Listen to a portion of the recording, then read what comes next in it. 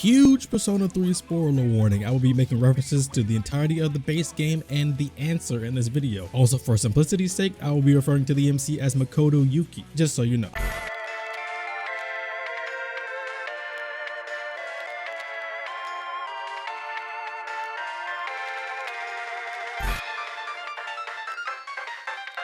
Akinari Kamiki. Everyone that's experienced Persona 3 will without a doubt recognize the name, or at least be able to acknowledge the Sun Arcana link tied to this beautiful journey of revelations and finding the true meaning of one's life. Only look at the surface and you miss so much of what makes Akinari's character what I say makes him the strongest social link in Persona to date. Ironically, this being the first Persona game to have this game mechanic. Playing on Persona 3's many overarching and personal themes of the beauty of life, the fact of death, adhering to duty, the circle of blame, trust and regrets, love and devotion, purpose, and especially so, not judging a book by its cover, whether the reality is better, worse, or just more gray than initially thought. And Akinari's social link compiles all of these themes in an amazing way. And it's honestly a shame because there's plenty I've seen and heard attribute this social link as being just depressing, rough, or sad, and I think that's just honestly doing it an immense disservice to the real message that it's trying to send by way of Akinari, Makoto Yuki, Akinari's mother, and the progression of the novel he's writing. It develops into something beautifully uplifting and positive and inspiring, even if it may initially start as the former in a lot of ways. And you only meet Akinari by chance when you're hanging out with Maiko. People usually react in one of two ways. Either you don't think much of him, except that he'll apparently be a social link due to the game prompting you at the end that you could find him on Sundays, or have a preconceived notion of him being suspicious because he looks pretty unkempt, and Maiko already seems to know him well, referring to him as Striped Shirt, him even joking with her and her joking back. He talks very kindly to Maiko, but most just hope that she's not in a bad situation with this potentially may or may not be a sketchy individual. You know what I'm saying? And with those two things, it's hard to really predict what you're getting into. But after 2 assignments later to get your knowledge high enough and find his red fountain pen, which is a necessity for this link, you do get some very deep and cryptic phrases from him in the process. But one thing I do appreciate about the progression of Akinari's characterization is that it really stems from the foundation set for him in the very beginning. He looks unkempt but is sweet and chill with Maiko and is considered to not thrust his issues on her and even onto you just yet. Now in his rank 1, he mentions remembering you from hanging out with Maiko and comments on how she was bright, a face shining with the warm light of new life. And it's true, although Maiko has her own life issues as the Hangman Arcana, it's no lie that she has a very warm existence. She's so sweet, so lovable, and you can't help but smile when you're around her. But even before he reveals his truth to you, he displays clear signs of awareness of the light that exists in the world, of the positive things, and the feelings of others being taken into account being important. And I'll come back to this part in a bit, why that makes for great progression for him. Akinari continues to say he's not like Maiko because he's stuck in a hospital, unable to breathe, making her a light and him like a vanishing shadow, so much so that he feels the harshness of his own misery, also asking you if you understand how he feels. Now there's two ways Makoto can respond to this. If you say that you can't understand him, Akinari does get annoyed and calls you selfish for thinking that you understand how he's felt even before he's told you the source of his despair, and that unless you're in a position like his, you really couldn't. And if you say you can't understand, then he of course agrees with you. And what's interesting is that after both responses, he says no matter what, it's good that you don't understand because he would never wish what he has upon anyone. Akinari from the start had so much heart and so much life to give to others and positivity to feed to people despite him really suffering. It's not a situation to where he goes from seeing no positive in the world, no greatness or beauty in it, and no purpose. He sees it all, which is why he feels like he doesn't want others that can enjoy their lives to be dragged down into his gloom, which plays into this next part, being at the end of this rank when Akinari reveals that he's going to die due to his genetic disease and that there's no cure, nothing to slow it down, and nothing to make him ultimately feel better. He even apologizes to Makoto out of fear of depressing him, just saying that it's been so long since he's spoken to someone his own age and that it's natural for him to desire Makoto's light from his darkness, just like he did with Maiko. But he wouldn't dare push all of his problems onto Maiko because she's still really young. But Makoto to talk to was exactly what he needed, somebody he feels he can resonate with. But even so, with all his care of others and feelings in mind, he doesn't yet understand his own desires, his own feelings, his own purpose with what little time he has left, pushing Makoto away and telling him to not come back in fear of him being stuck with a dying man when he has his whole life ahead. Akinari doesn't even realize yet how much he can still grow and accomplish, and the importance of his heart being the way it is. Maybe no care or hope or faith in his own existence, but surely in others, although is blinding himself to what he can be happy with, is still sweet and considerate. But it isn't worth it. But Makoto can help this man, especially given his own despair due to his parental situation and being alone, can relate the most to Akinari's desire to be alone and not drag others down with him. In the next two ranks, 2 and 3, you start getting more out of Akinari about his condition and how it makes him feel on a physical, mental, and emotional level. Seeing and hearing all those things as well, and it's just tough, man. He's even surprised that you even came back. It's also where you start to get inklings about his questioning on the meaning behind life and if it's all worth it. But accepting Makoto's reluctance to leave, Makoto gets to learn that Akinari is more than just depressed due to the limit of his life, and he doesn't care about only that. He learns that Akinari is frustrated that due to his terminal illness, people don't look at or treat him like a normal person. They're always too sympathetic and curious and just not like a normal dude. Even saying that because of that, he doesn't want their pity or sympathy or their curiosity. And this just lets Makoto and even the player know that he, even with what little life he has left, it'd be much easier to bear if people treated him as Akinari instead of Akinari and his terminal illness, which goes a long way to affecting his entire state, physical, mental, and emotional states, which makes him ask Makoto what is there to gain by living a long time anyways. As far as this question, whether he asked it to try and seek convincing that there is more wealth in a longer life or to try and convince him that he's right and living long or short doesn't matter, even I'm not sure as far as what he was asking that question for. But the fact that it's so hard to tell is interesting as you find out more of how Akinari is just like this, standing between two views, knowing and acknowledging both sides of the coin. You really get a sense of you both together figuring things out. Even if you don't agree, you can get to a point to where you both are moving forward in your thoughts, which is why Makoto can respond in 2 other ways. If you have him say that's a good point, he'll say that Makoto must have a sense of hopelessness inside him as well, and he personally can't remember a time without it. And that's interesting because it's, Makoto's entire situation, especially if you watch the Persona 3 movies, you can see a lot of how situations in his journey along with C's and how he was at the beginning, being a lot more distant, and also after Shinjiro's death, not really interacting with some of the others because he's afraid of both getting hurt and being in a situation that may cause other people to get hurt. Even despite it all, he feels Makoto is different, not afraid to be honest, but still being patient, as evident by what happens in rank 3 when his physical condition that day is significantly worse than normal. Yet Makoto just waits for him to settle down, keeping a quiet company and reassurance that you guys subscribe to the channel. So I'm sorry, I had to throw that in there. Can y'all do that? I mean, if you made it this far into the video, put hashtag salute the sun. He's a sun Arcana. No, I had to throw that in there. He admits that he still feels like he has to face this alone, even with somebody like you by his side and someone that doesn't look down on him, but it doesn't really fix that Makoto truly can't understand the extent of his problems, because only Akinari himself has that disease as far as you two are concerned. At least this is what Akinari believes to be the truth, so it really hurts him. Hurts that he can't walk through the sunny fields, hurts that anytime he goes to sleep he may not wake up, and it's kind of staggering to hear him say these things, knowing that of course there are people with terminal illnesses that may get how he feels, but at the same time understandable because nobody he knows or is around or kind of connect with is on the same plane as him, so he still feels alone. So I feel like it's unfair to be like, well, I mean, there are other people with terminal diseases out there. I mean, you're not alone, but yeah, that doesn't do him any good if he doesn't know anybody like that he can maybe share these thoughts about what it's like and maybe find some true sympathy and is going through what he's going through, see if they can connect in some way. But Makoto is as close as he can get, because like I said, Akinari wants to be seen as him and not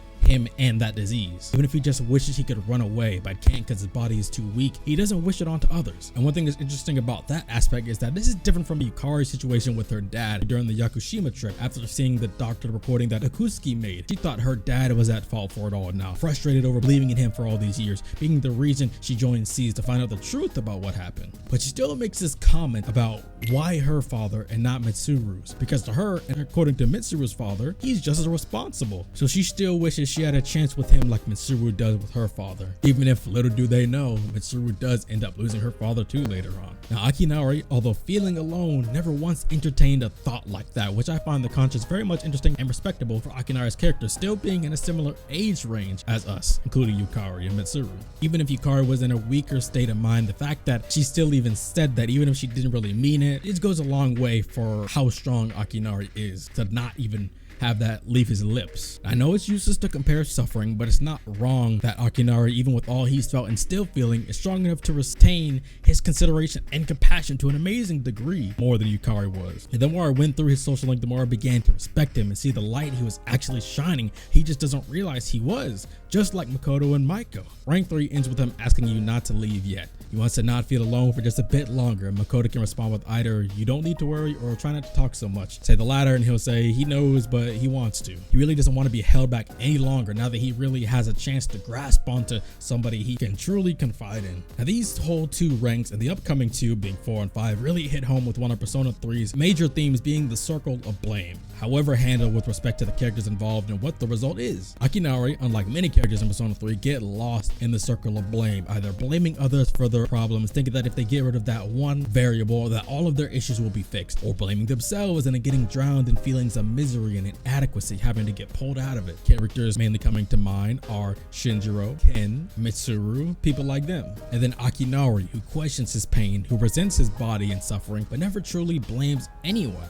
Not even himself entirely. It's not his fault that he has this disease, but this allows him to grasp onto Makoto's chance. Grasp onto the chance that he has to slowly but surely gain an attachment to help him be inspired to find the meaning of life for himself and not waste away without ever finding it. Not just for his sake, but for helping others as well. It's selfish, but not in a bad way. There's nothing wrong with considering yourself, but he would have to blame himself for his lack of action if he were to continue not doing anything, no matter what despair he's feeling. Which is why, to me, it's really incredible that despite it all, he wastes no time in asking Makoto to stay with him longer if his condition is worse. If he just wants to stare at Makoto and Michael's light, feel their warmth. If he wants you to be honest and thanking you for your bluntness, even step by step, getting more personal on topics that aren't about his health, aren't about his dread, but interest and ambition, which set the stage for a huge turning point in his growth in ranks 4 and 5. In those two ranks, it's where it gets even more interesting. The first thing he does before getting back into the main talking point is address his condition in the last rank. He was just having a bad day because he got stuck reading his book with the window open and it was chilly, alleviating any of Makoto's potential worries before getting into what he means to talk about, which is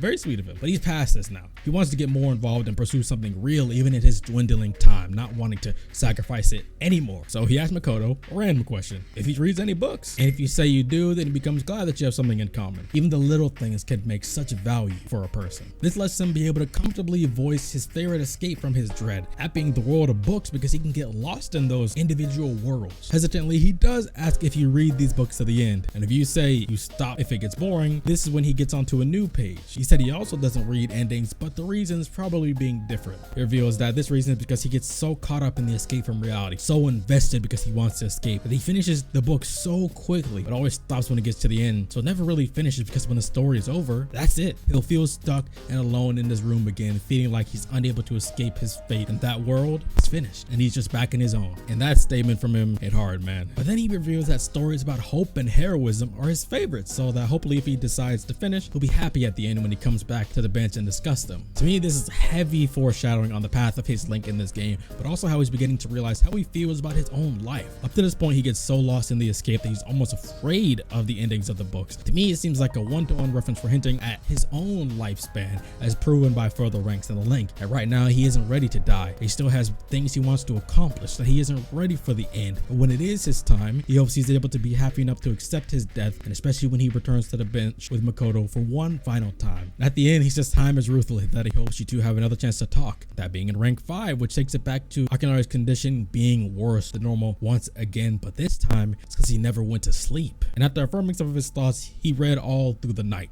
thinking he'd be okay, because normally his condition kept him up anyway, so he thought he was used to it, but it affected him in ways he did not think it would. If you show concern by having Makoto tell him to go rest, he'll say not to worry, because he knows his body's limits and how to convince it that it's still doing fine, which becomes more and more important to hear soon. Let's put a pin in that and remember that now. If you show concern by reprimanding him, he'll agree he needs to apologize, but surprised a bit that you raised your voice at him. Like I said before, he became glad that somebody honestly did it instead of walking on eggshells around him just because of his illness. But today, he had a purpose, why he stayed up the whole night. To bounce back of what he was talking about in rank 4 about heroism stories, saying they're great, but the more he thinks about it, the more he realizes that they won't truly make him feel better because they're not written for him, but others not like him. Him getting this off his chest is so important because it helps him realize that temporary solutions will remain temporary, even burning out before his life does. And he needs a bigger purpose with his life, something to define his fleeting existence, something to where he can teach other people temporary solutions may not bring permanent happiness. They'll just be temporary happiness, and they need to have a change that completely wipes that slate clean and turns them over completely to happiness, or at least the strength to endure to find happiness once again. He mentions that telling Makoto all all this, confiding in him and just enjoying the company of not being alone makes him selfish, and he feels he's using up Makoto's valuable time, but admits that Makoto spoiling him that way is why he likes him. He has no problem being selfish if both parties are welcome to the discussions and heavy topics and aspiring for more. Each rank, although reminding you about Akinari's condition, becomes less and less grim due to Akinari opening up more about how he feels, but also voicing them makes him realize what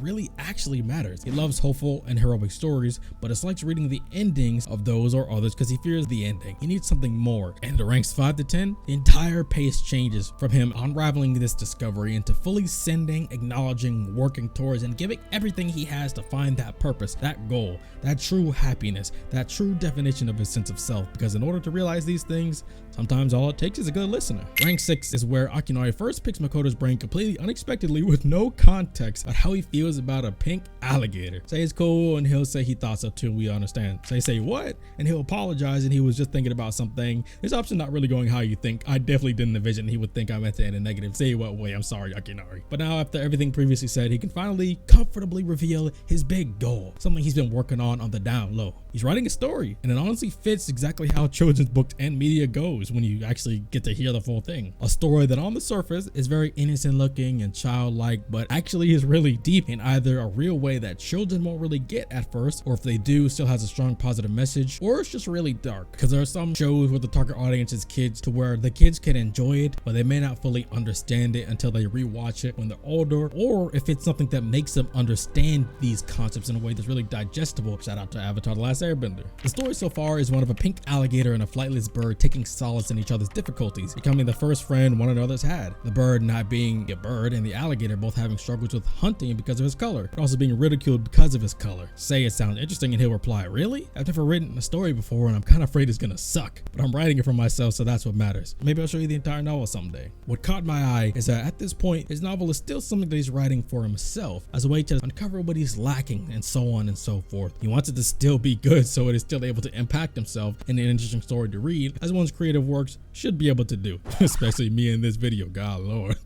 Come on out. If he could find answers through the lens of a character he creates, maybe he could find a breakthrough. He took something he was already passionate about, something to where he knows how they're done, something to where he has a basis to work with to start on his own true goal, using all of that as fuel for his fire to finding the meaning of life and apply it to the book too. No more drowning in dread, but he still wants to make sure that what he finds is the right answer and that he himself is happy with it, not just satisfied, but happy. It being the first ending of a book he's happy with, one that will make his ending be happy too. He says when he writes, he can see Makoto in his mind, as if he's saying not to die just yet. Just like back in the previous ranks, we really see his tenacity and forcing his body to just get it together, to stay strong, to convince himself that it's okay. But now he has a direction to channel it, and that makes all the difference in the world. People can do incredible things when they're driven, after all. I mean, that's just facts. And that's exactly what he does, as he's able to come right back at your next meeting. But this is where the tide shifts even more. Now they have to throw in this struggle that he has to solve for his characters and for his own character himself. Even though the bird and alligator became friends and had some comfort, they still had to deal with their personal issues. The alligator being unable to exceed in hunting because of his skin color and the prejudice he has to face, and the bird just not being able to fly. The gator's hunger got so bad one day that he accidentally ate the bird as it slept in his mouth. When realizing he drank so much swamp water to vomit him up, the bird was already dead.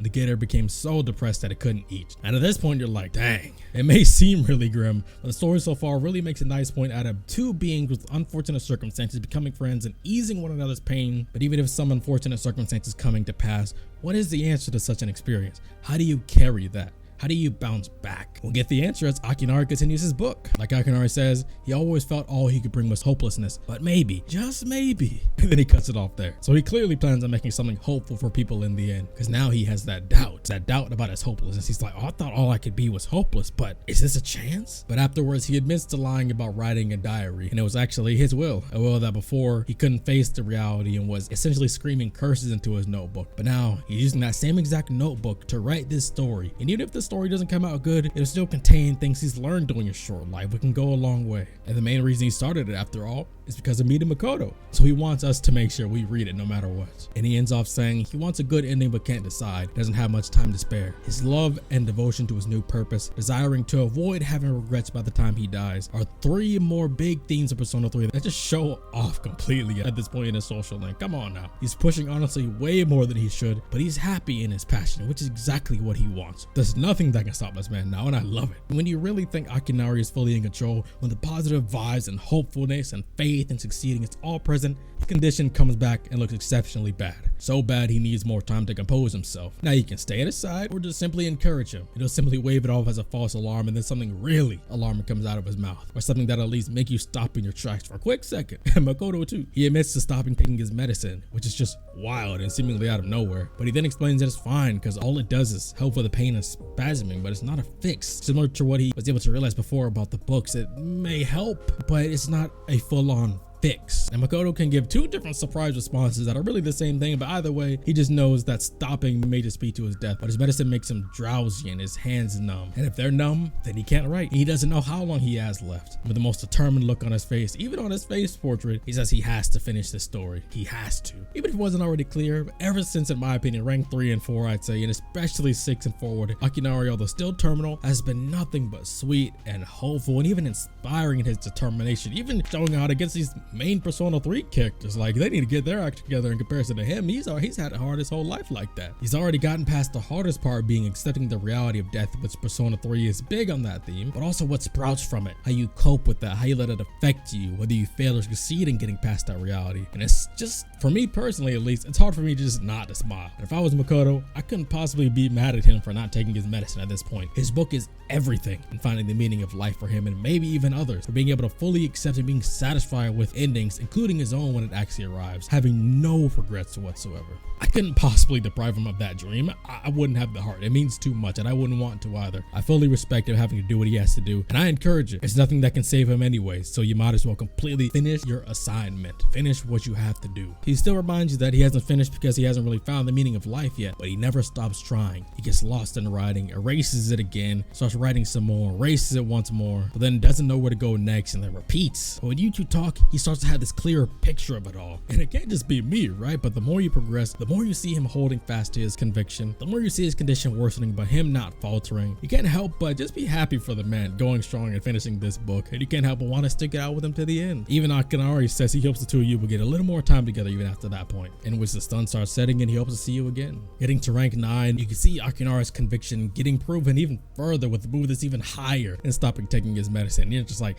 oh Lord, here we go. Akinari leads by saying he wants you to congratulate him for being a free individual, not from his story, but from the hospital, because since his body is far too weak to undergo surgery, now at this point he's refused any and all operations and medication. Joking about, so much for the hospital, right? And at this point it's like, we and Makoto knew he was serious, but this is a step that's even far more than the first. Not even accepting the hospital now. But at the same time, even if you were, you can't help but be proud at his strength and ability to make his own decisions, to be able to just make this choice and take it in stride, to take what life he has by the reins, to be in full control, not allowing himself to just be susceptible to what others may allow themselves to be, just withering away with regrets and incomplete understanding of life itself and for him and his purpose. And even more so, being able to take that and apply it back to his book so he can use what he's learned and put it in a form that's digestible easily, but still packed with an emotional lesson, and be proud of what it'll be able to do for others, like he wants it to do in turn for him. Akinari is daring. Akinari is lively even in his pain. He becomes so much more positive and hopeful, even by his face portraits just full of focus and smiles. He's a pretty humorous person too, whether his jokes land or not. He's also very sweet and considerate, but not invulnerable to suffering, but not afraid to voice it either and ask for help and seek out our viewpoints to be something therapeutic for himself, as well as not afraid to be wrong and never getting angry if somebody has set him straight if he does falter. Thinking less of himself, not in a degrading way, but in a way that lets him focus on who comes next, being more appreciative of life and less jealous of others having more time than he does, because they're all going to the same end. Maybe not in the same way, but still growing in peace, having a purpose and a challenging task to fulfill his life. And again, it's really inspiring and uplifting and just wonderful to see. And I'm just happy for him even still now, man, because he was able to do in his quickly dwindling days that many are afraid to look for, even having a full life ahead of them, defining what it means for them to be and for maybe others around them in general, as far as the meaning of life, especially their own life, which is the most real or are both real. Who defines your life?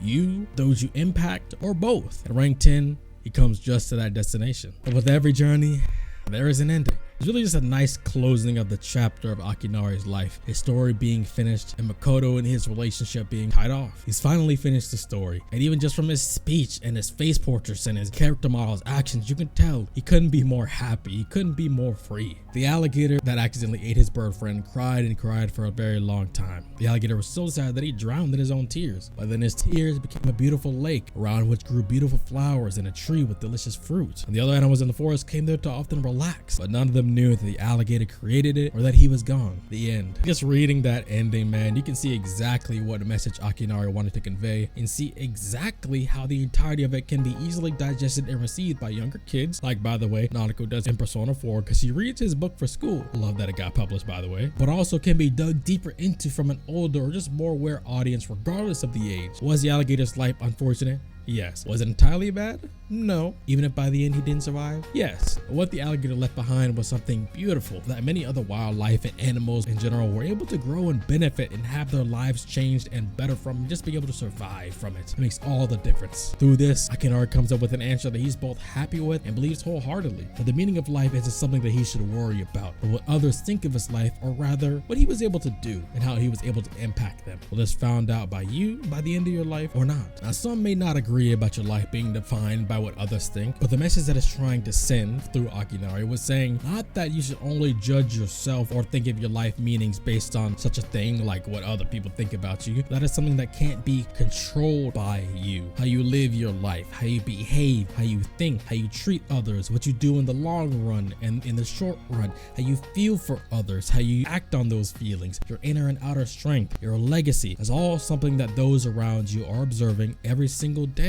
So that by the end, how you remember it is something that automatically cultivates, and the culmination of all those things determines the what of what your life really meant. And out of all those aspects, that includes in regards to you observing as well, which is why Akinari wanted he himself to be both satisfied and happy with the answer that he came up with. Conclusion being that for him, Makoto, or anybody else, that the meaning of people's lives is something that each person makes but doesn't see. He says that people can't survive without help from others, that we all depend on one another, and he's still unsure if it makes sense, which is so Akinari. Unsure of his work and deep thinking, and because of his heart and dedication, we all get it 100%. He asks if Makoto gets what he's saying, and he can respond with yes or no, basically. Who's gonna say no? Come on now. Say yes, and he'll just say he's glad. If any of you say no, don't let me find out. In the end, he gives you the notebook that he wrote the story in, because it's all he has left to leave behind. He wanted Makoto to have something because we were there to share his last moments, and that's really, really important, man. Now he says his body feels lighter, that weight lifted off of him, and thanking Makoto for everything. With a smile on his face, he thanks you for coming to see him, talking and even discussing the meaning of life. And now he truly knows that with the smile on his face, he can be glad that he was born. And man, that relief you see on his face is just unlike any other, man. And as the social link maxes, he says he has to go. He says that he hopes that they meet again, and Akinari's gone. Makoto grips the notebook tightly and heads back to the dorm. Even Makoto got hit by that, man. Even just thinking about it right now as I'm recording this, it's just like, whew.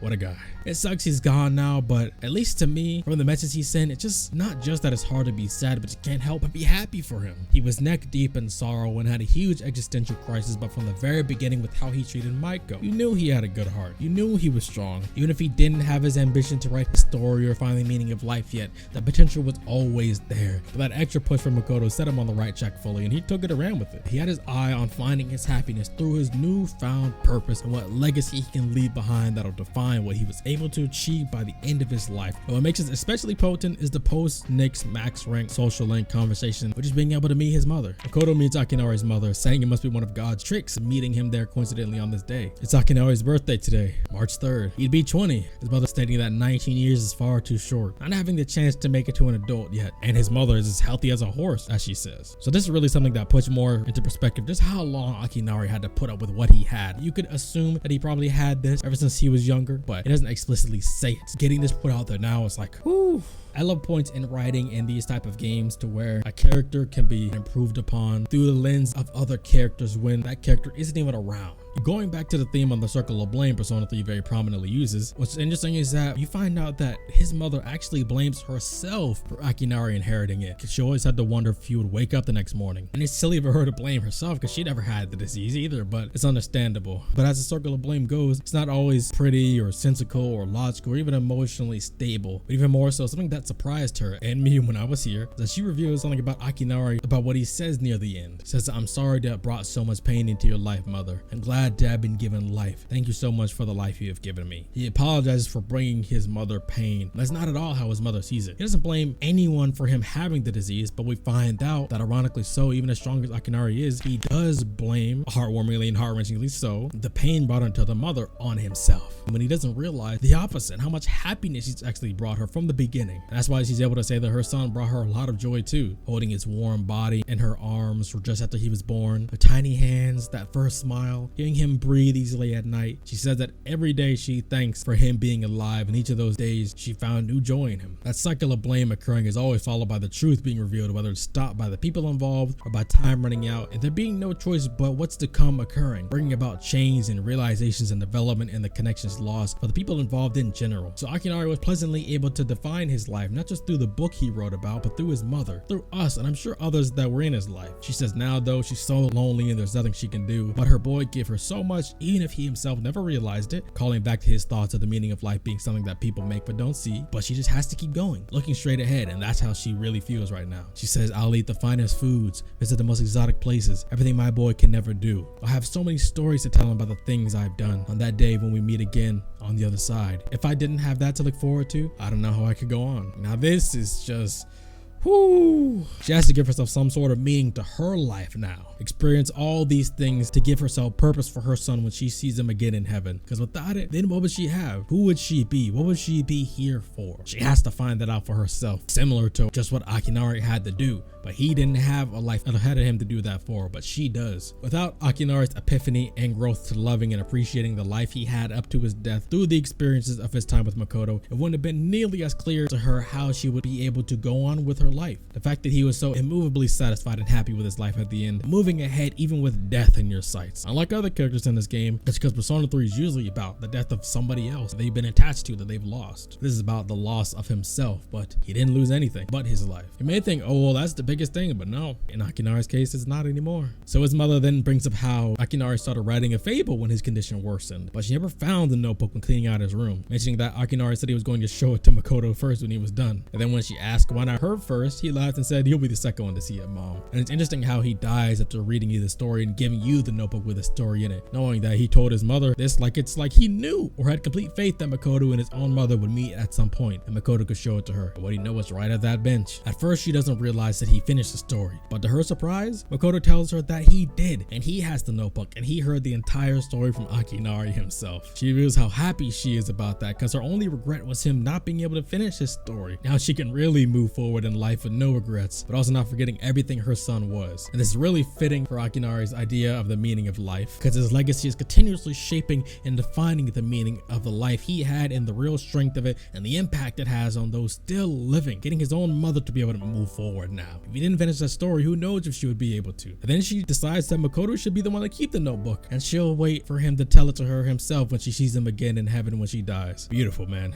She said that she's glad the two of you could finally meet. She has one piece of advice she'd like to give to Makoto as an old lady to a young man. She says, take good care of the ones dearest to you. If you wait until their time has come and you're clinging to their cold bodies, then it's too late. Everyone who's born will die someday, not just Akinari or me or you. It happens to everyone. So before that happens, it doesn't take a grand gesture. You don't have to make a big production of it, but if you love someone, let them know it. We all go through life with the same struggles, the same heartbreak, but we should be able to prop each other up with the same love and kindness as well. I'm sure you have something precious you can share with people. Always remember that. And then she walks away, drops the mic, and she's done. With all that being said, it's like I mentioned in the earlier ranks, what makes this social link feel even more natural when you experience it a second or third or further time past the first. You see how well Akinari and Makoto Yuki really resonate and how similar they are, even especially considering Persona 3's ending. It's like Akinari, even though he gave up everything that would keep him alive longer, he refused to let himself die before his time. Makoto Yuki goes on to die after this, and your friends wouldn't stop mentioning how bad you look. Makoto refused to die until he was able to meet all his friends again again back on the rooftop, just like he dedicated himself to doing. The one he really was able to confide in and experience such closeness being Aigis, one who had her own character journey and progression to being able to understand exactly what Makoto had to learn from things Akinari did. And Makoto, when he died with a smile on his face, as Aigis regaled the entirety of what she's learned about life, emotion, purpose, death, and the heart, as well as the strength needed to endure. She knew he was dying. Makoto knew full well that Aigis got that too, that his last wish would be able to come true, that she would stay right beside him the entire time, but when he died, she would be okay. And what he left behind, he was both satisfied and happy with, because he believes and has faith in her, just like Akinari did for those he left behind. For Makoto, faith in the meaning of his own life being so defined that he'll be able to help Aigis to pull her through, especially since she was never the type to wait too late to tell him how she felt about him. He could be happy knowing she was always true to her feelings, even if she didn't always understand what they were and how much it affected her, herself, and life. That's why he was smiling when he died, and Aigis, although crying, just smiled at the rest of C's when they arrived at the rooftop too. Two connections unlike any other in the game, all boosted further by the one wonderful son Arcana of this game, Akinari. That's why I really feel that Akinari's social link goes so far towards Makoto's progression toward the end of Persona 3, and skipping it or not completing it just feels wrong. Especially so when you know that his auto ranks up each time. Unlike any other, you don't need to win bonus points for correct answers or anything. At least I think it's the only one like that. But it's like the game wants you to have as little chance as possible to not have a reason to leave it unfinished, which just further cements Akinari as both my favorite social link, as well as what I consider to be the strongest written social link in the entire series, and one of the strongest characters in Persona as well. And Akinari, he shows off the entire time, and love him to this day. Woo, with that, we are done. Thank you all for taking the time to watch up to this point.